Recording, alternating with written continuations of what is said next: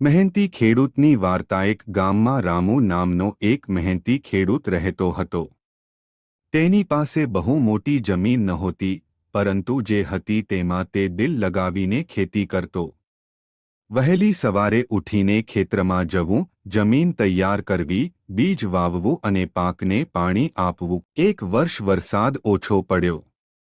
ઘણા ખેડૂતોએ હાર માની લીધી, પરંતુ રામુએ આશા ન છોડી.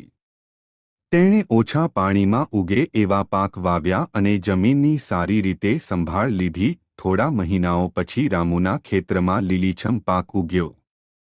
ગામના લોકો આશ્ચર્યમાં પડી ગયા. પાક વેચીને રામુને સારો નફો થયો. તેણે પોતાના પરિવારની જરૂરિયાતો પૂરી કરી અને ગામના ગરીબ લોકોને પણ મદદ કરી. શિક્ષા, મહેનત, ધીરજ અને સમજદારી હોય તો મુશ્કેલીમાં પણ સફળતા મળી શકે.